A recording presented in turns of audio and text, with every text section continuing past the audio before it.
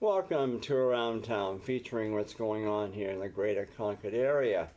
I'm your host, Dick Patten. It's a pleasure to welcome back my police chief, Brad Osgood, and believe it or not, spring is sprung, I guess. A little bit of summer mixed in too, so.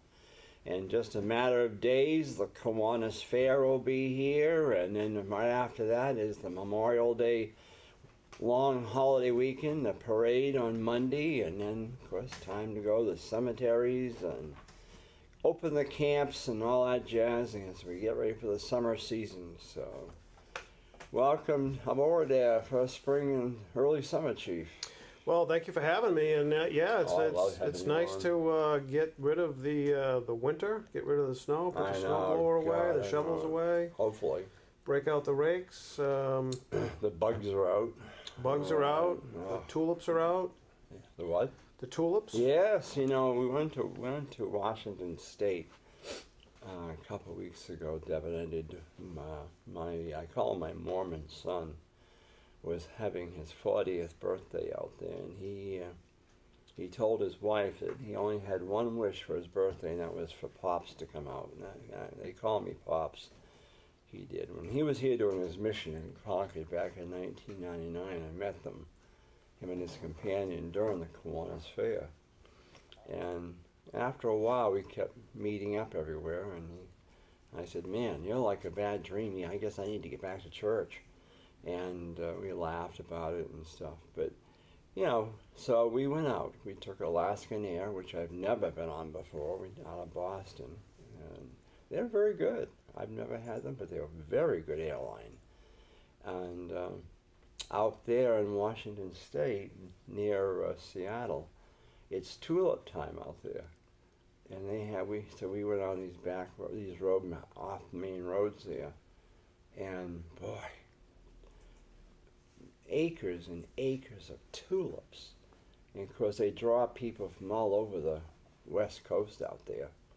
I mean, Canada, Vancouver, and then Oregon, Idaho, you know, the whole area. And all different colors and everything else. So if you like tulips, that's the place to go. And you can buy them. They sell you the bulbs, so they'll take orders and mail them out to you this fall for next spring or something. But yeah, you're right, tulip time. And I said, here, we're basically a month behind because they're out there already hand and everything else. They've had so much. You know, you mentioned the Kiwanis Fair coming up. You know, that's something that I've been with the city for over 29 years, and you know, that's something that's been a fixture for that entire time, and probably been around longer than that. Yeah, because initially, as Chris Pappas was on the show a couple of weeks ago, initially, it used to be in June. It was always like the second or third weekend of June. And then for some reason, I don't remember what, when my folks took us kids to it, the first one I remember was at the Concord airport. And they had the rides on the lawn out front there of the airport. And then out back on the runways was these big green tents with all the exhibitors out there. And then they went from there down to the New Hampshire Highway Hotel and had the state ballroom, and then outside was the rides, the bandwagon, the Miss Kiwanis Fair contestants that featured the girls from the Bishop Brady, Concord High. Bo wasn't in then. Merrimack Valley, Hopkinton, Pembroke, Pittsfield, Bishop Brady. I think there was one more. And they would go around the fair all week until they had the big coronation on Saturday night. But right. And then from there, I moved to the Everett Arena, and it's been there ever since. Yeah, I mean that's the Kiwanis Fair, like you said, the Memorial Day parade that's coming up. That's really the kickoff to the summer, and then also downtown we're going to have the downtown market days, which is always good. It's actually been very, very well attended in the last couple of years. Well, they moved it earlier. Moved it earlier. Yep. And yeah, so I'm actually looking forward to the summer. Hmm. Somebody's ringing the doorbell. Probably they want to come in, probably, but yes, and of course graduation in between there. Concord High School, Merrimack Valley, Bishop Brady. You know, it doesn't. It's you know, time flies. Seems like we were just in this studio talking about the 4th of July last year. I know, and that's coming up. It's coming up in 2 months. You know, it's like it's crazy. You know, but I can always remember in school that when they started taking the books back, that meant school was almost done. And it's funny because today, not funny, but today in the newspaper, one of my teachers from Concord High School passed away, Anna Hagstrom. She lived right across the street from Concord High on North Fruit Street. And she taught typing and typing 1 and 2, that's what they called it back then. I don't know if she did shorthand and all that stuff, but she did typing, and I know that. But such a nice lady. She was one of the nicest people that you could ever want for a teacher. And so that was, you know, it was really nice. So I saw that today in the paper. But, you know, I was downtown the other day, and one thing I still can't figure out, is it legal? Say like I'm going south on North Main Street down towards South Main, and I see a parking spot on the other side. Can I make a U-turn to get that parking spot? Yes. They never used to allow that. Yeah, they used to, back when it was a 4-lane roadway. Yeah. There used to be signs that were posted, no U-turn. Yeah. They eliminated that. Now it's only two lanes. So you can cross over that cobblestone. But isn't that a hazard still? It is. I think that if you're crossing the other lane and you were to get into an accident, you're obviously going to be at fault. Yeah. Obviously. And so people do that. We haven't had an issue with that. With people doing it. We used to have an issue with it when you had the 4 lanes, because one lane would allow you to turn and then the other one wouldn't, and you know, it's like what you see up on Loud Road all the time, and you have accidents. So that's why that was prohibited.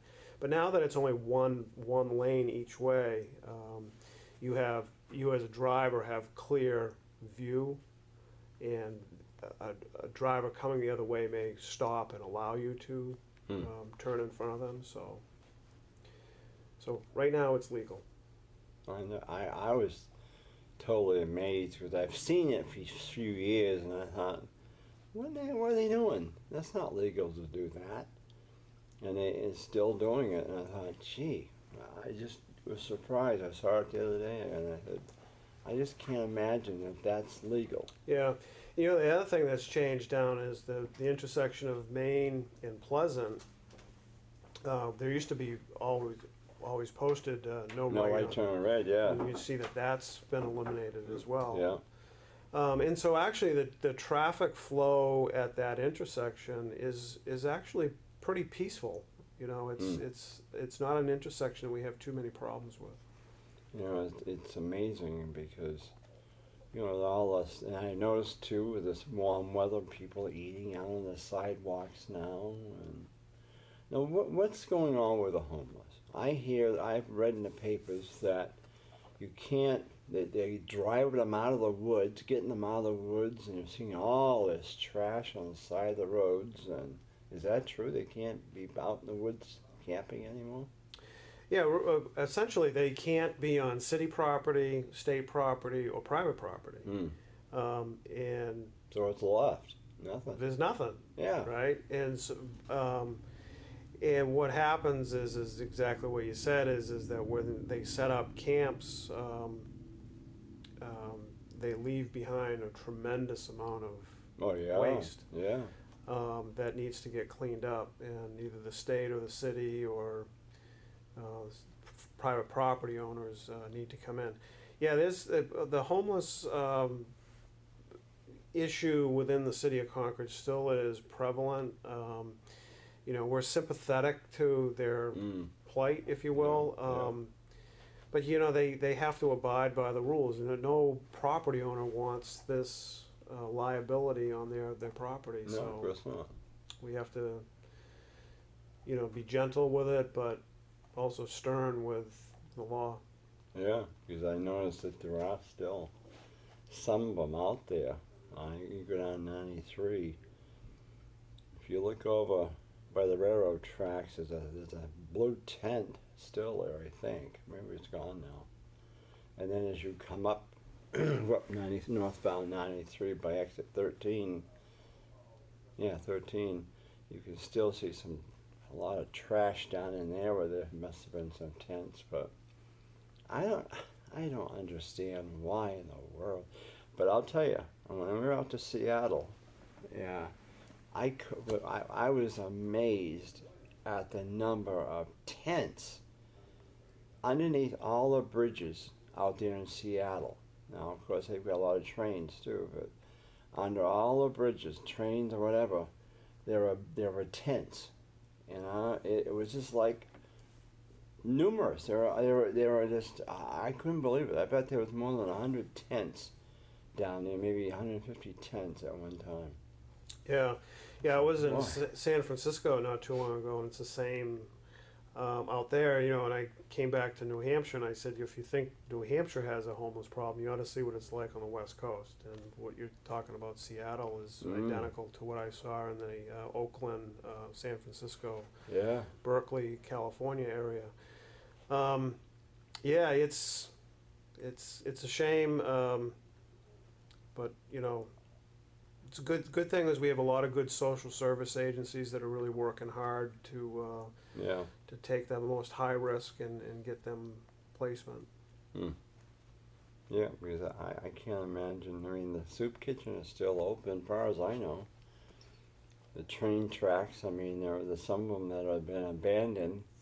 I'm sure they're camping on them too, but I don't know.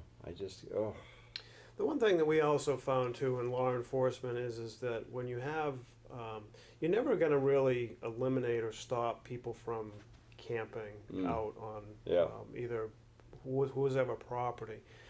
But we also found in law enforcement that the bigger that camp gets, the more violent it becomes. So that's what we try to identify early on is we try to at least look at these camps and stop them from growing. So you have 40 some odd people living in one area because there becomes a lot of crime. Sure.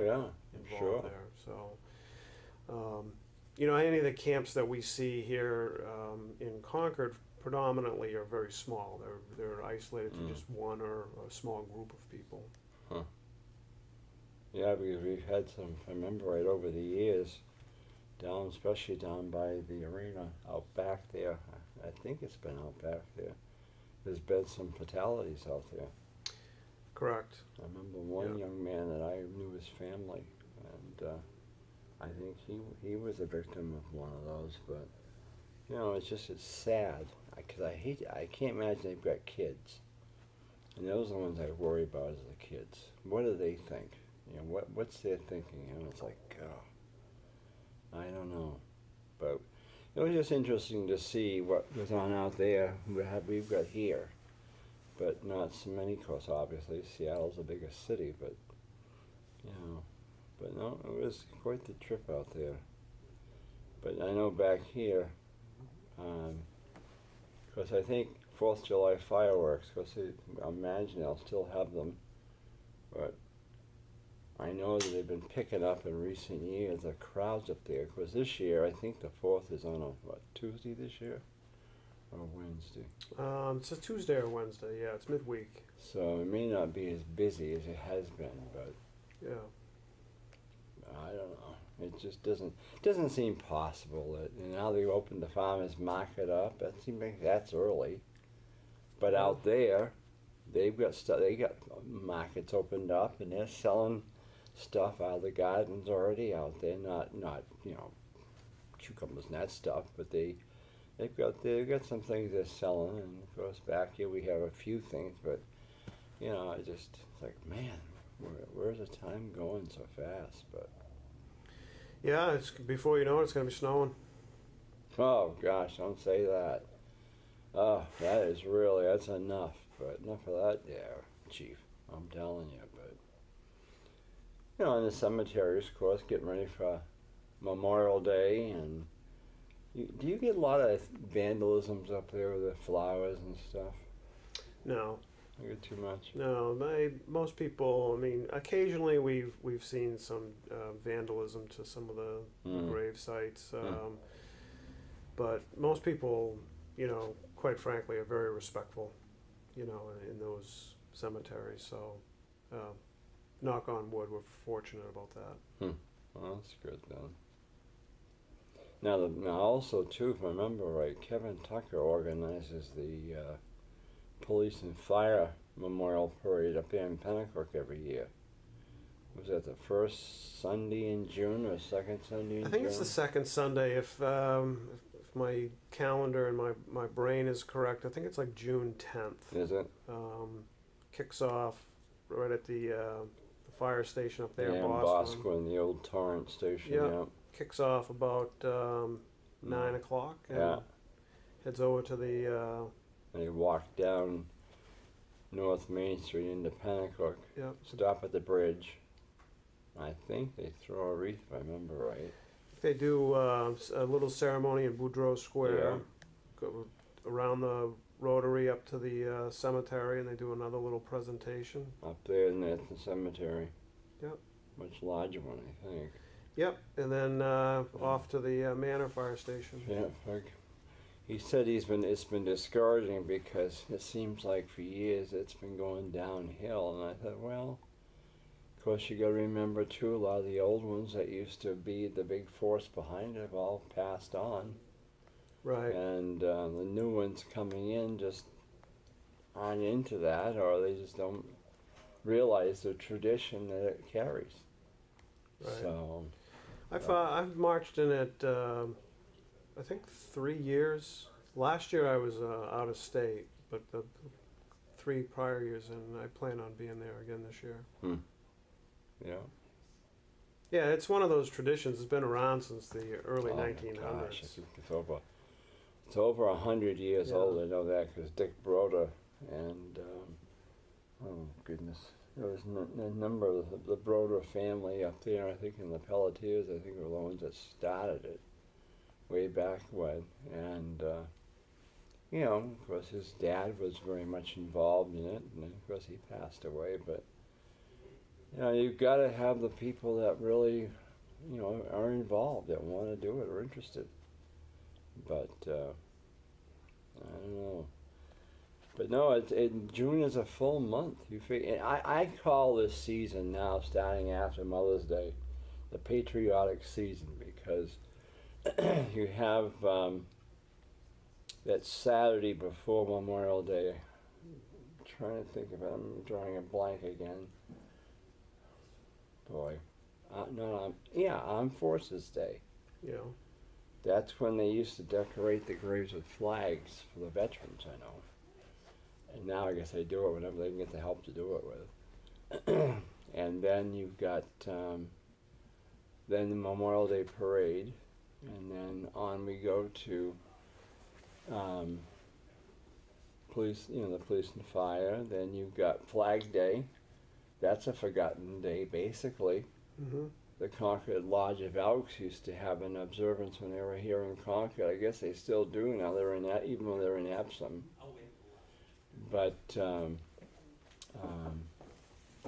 and then of course after that comes the 4th of July. So I always call it the patriotic season.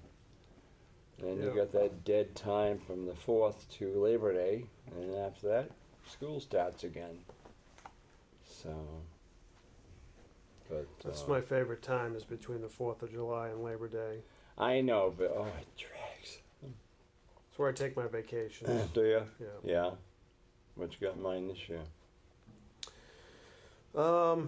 Nothing big planned other than Somebody's ringing the doorbell again. I know, and don't you dare tell me you're retiring either. I know you're dying to, but No, I just like to stay home and relax for my Yeah. vacations, especially during the summer. I travel in the off season. yeah, I like to travel in, either in the spring or in the fall. But during the summer, I like to just stay home and do some stuff around the house. yeah, we don't do a lot. Although Deb likes to get out there and do stuff, but I just can't handle the heat anymore. Either here or Florida or anywhere, I just can't handle it. So I usually stay put. But I know for the police part of it, though, now when I was dispatching, it was always the weekends were always the time that it was the domestics picked up or given a real hot Friday night or Saturday night, and oh man, certain parts of the city was like, oh, it would just explode with fights and drinking and all that stuff. And but I don't know. Do you see that happening as much nowadays as it used to be? So I mean, like I said, I've been doing this for almost 3 decades, and you're right. I mean, usually like Thursday, Friday, and Saturday evening were always your busiest times.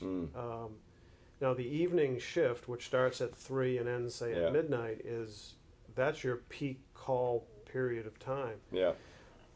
But when you look at Sunday through Saturday, essentially every single day is got the same amount of calls. Oh yeah. So really that trend of having it be Thursday, Friday, Saturday has now it's all week long. Sure.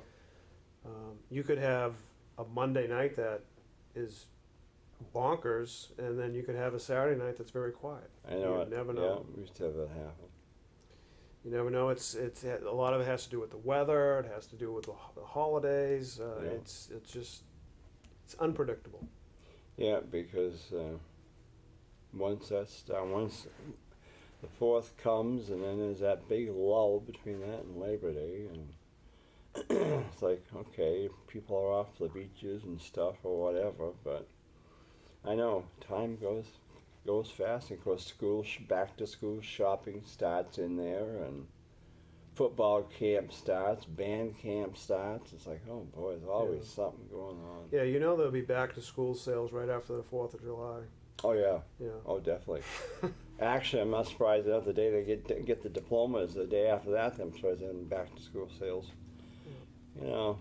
What do you think they're going? What do you think is going to? I know this is illegal a little bit, but what do you think is going to happen with the mall up there, though? Now that Bonton's closed and Toys R Us are closed, and I mean, I don't know what is going to take place up there. I have no idea. Well, it's interesting. I think we may have had this discussion before. There are malls in this country that thrive, that are still vibrant and are an economic powerhouse. Yeah. If you want to have a mall in Concord, you need to hire an expert or an owner that is an expert to draw people in. It has to almost be like a place where you can shop, but it's also a place where you can go for some sort of entertainment as well. I don't know what that model is, but it's a very, very big facility of square footage. It's got plenty of parking. I think that there are options for it. I just don't know what that is. I'm not an economic advisor. I don't know either, but I'll tell you, I know back when they first opened that up, a lot of kids, the teens, would head up there on Friday nights or Saturday just to walk around from one end to the other end.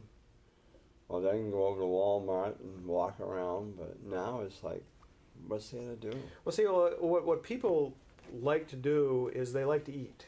Yeah.